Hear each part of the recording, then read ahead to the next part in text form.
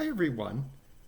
So today I wanted to talk a little bit about my background and my experience living with muscular dystrophy and how I started getting into advocacy and doing this channel, among other things.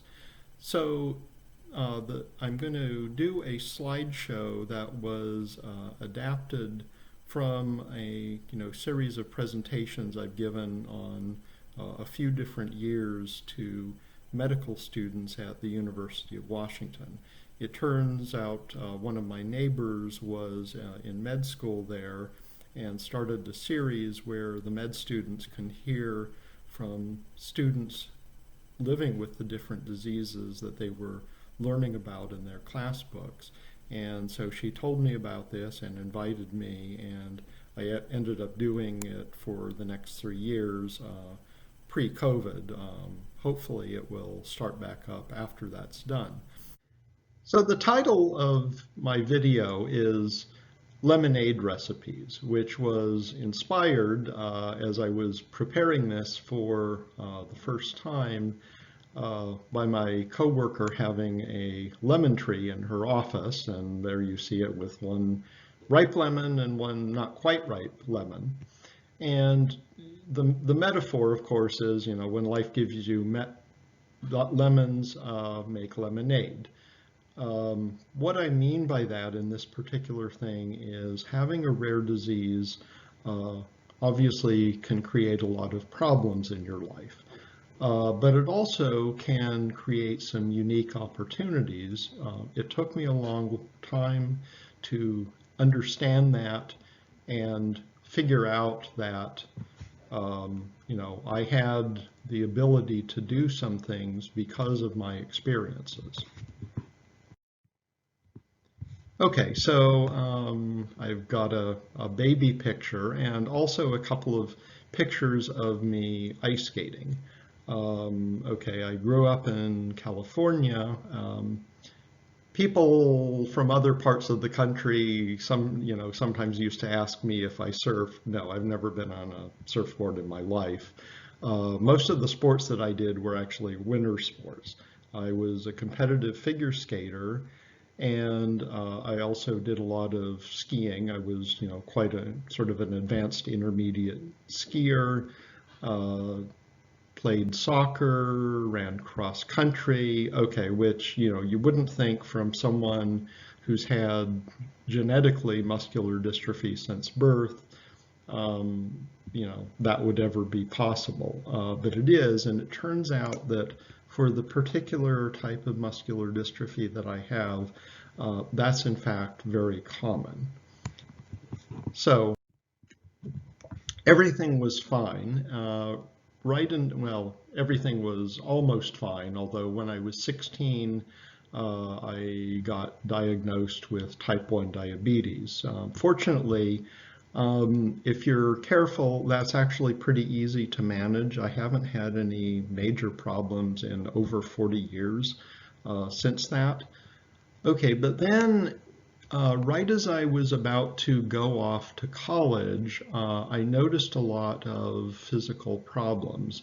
I just couldn't jump as well in ice skating, and when I would try to go for a run, my ankle and calf muscle were very sore afterwards, and I became unable to stand up on my toe, initially just in my left foot. Okay, so I spent the first term in college trying to get a diagnosis. And even though it's a college with a very renowned medical school, I just confused them. What I ended up getting is a diagnosis. Oh, you have a distal myopathy, which after I thought about it a little while, I realized, okay, really, okay, distal, far from the center, myo, muscle, pathy, disease. Okay, so you just translate a person's symptoms into Greek and call it a diagnosis. Yeah, that was not fun. And then over the next few years, I went to a few different medical centers, also very renowned, and nobody knew much there either. Um, as I'll later point out, fortunately, that's not the case today. Okay, so several years later, finished undergraduate, went to grad school, and by this time I was, having more symptoms. It was starting to interfere, making it, increasingly difficult to walk. And I felt very, often depressed or alone and like, wait, why is this just happening just to me? There's, probably no one around who, you know, I can sort of share experiences with or, um, you know, who would understand what I'm going through. Well, as it turns out, many years later, I ran into someone on social media who has not exactly the same subtype of limb-girdle muscular dystrophy, but a closely related one, who was in grad school at the same university at the same time that I was and worked about um, 300 yards away, in another building. I We never met each other. We've still never met in person, although we've actually collaborated on a couple projects remotely. And so anyway, that was kind of amazing. And that also points out for people with rare diseases, it's very important, to have social media because of all the medical privacy rules, uh, doctors can't really introduce their patients to one another. Um, but you can find each other on social media and um, I realize, okay, I wasn't alone then, although I thought I was. I'm not alone now. I've connected with literally hundreds of other people in the patient community. Um, so that's what I did not learn in grad school. Okay, so while I was in grad school, my mom dragged me to the Mayo Clinic, and actually this was for the second time. The first time they didn't really know that much. The second time they didn't really either. And then there was the question of, well, can we try like putting you on steroids like prednisone? Uh, okay, I'll go into that in just a minute. Um, so they referred me to the local neurologist in the small college town where I lived, and he's like, "Yeah, I don't want to make this decision, but here's who you should see." So it was someone in University of Rochester, New York, as opposed to Rochester, Minnesota, and he actually knew what I had. He's like, "Okay, we'll try you on prednisone." He tried it for about 2 months, and then it was clear that it was not helping. And that's what everybody else has found ever since then in my particular disease. But he also, wrote me up in a journal article. Now, I was in a science grad student. I was trying to write scientific articles, but instead, before that happened, I got one written about me. Okay, so fast forward, I got my degree. I got a job in the DC area. This is a picture of me going to work the first day. I could still walk at that point, but I kind of had to walk with my knees locked. So anyway, there I go off to work, and actually worked at different versions of that job for a little over 20 years. Um, in about the first year or two after going to DC, I received a letter from a research group in Boston that had, been in contact with a neurologist that, had given me a provisional diagnosis and had written me up in an article. And they wanted to hunt for the gene that was causing my problem. So that was in about 93 or 94, I think.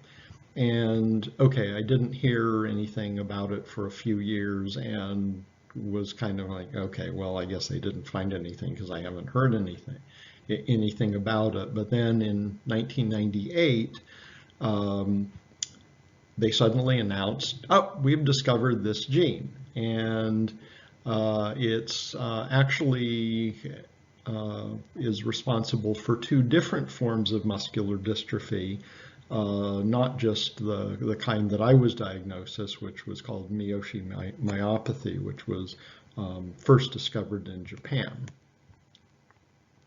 So that was really exciting.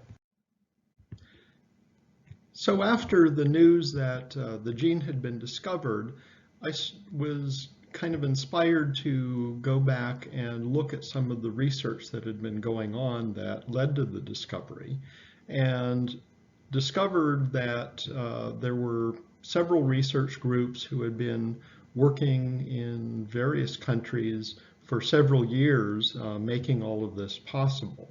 And just knowing that there were people working on this disease made me feel a whole lot better about things.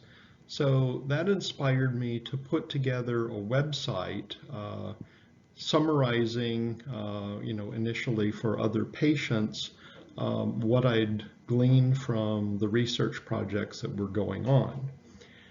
And because of that, through that, I met a few different people, who either themselves or their family members had been diagnosed.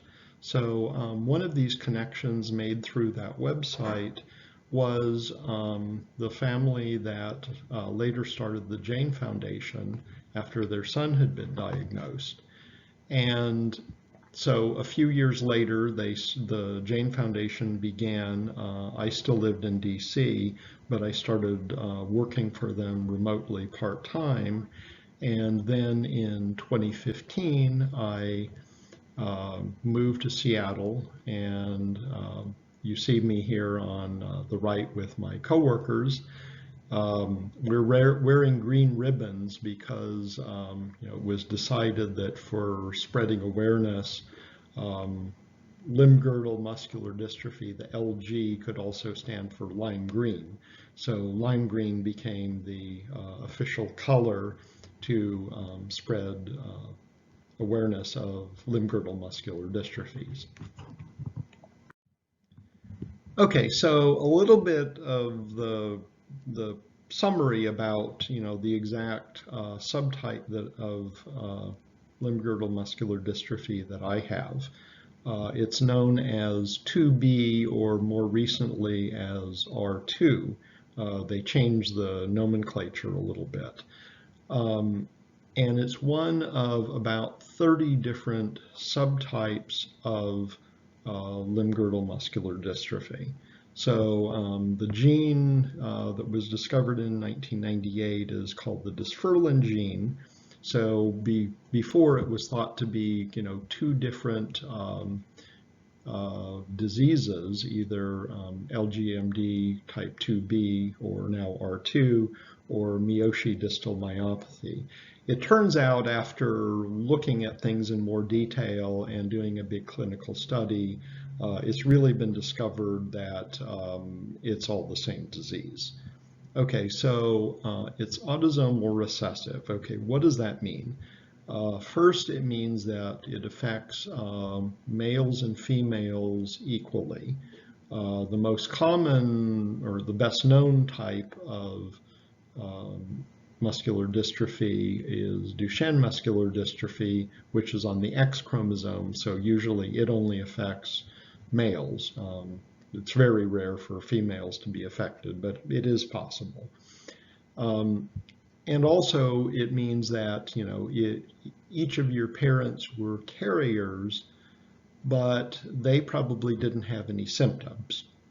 And so often you won't have any family history, which was the case for me, or sometimes people might, if they have a few siblings, there will be, two people in the family, two siblings who are both affected, but nobody else. Um, Now, the interesting thing, I showed you the pictures of, myself skating and doing a bunch of athletic things. That's very typical. The onset is about age 20. We don't really know why, but something seems to change between childhood and adulthood, and we don't know exactly what that is. Patients are rather remarkable among people with muscular dystrophy in that often they've had good athletic ability and participated in a lot of different sports, depending on the person. Um, Fortunately, it doesn't affect your heart or your breathing muscles very much. And we don't think that it shortens the lifespan, which yeah, something to be very happy about. And the estimate is that there's between 2,000 and 3,000 people in the US with this disease. So the other thing I wanted to add in conclusion is that my experiences aren't really that unique.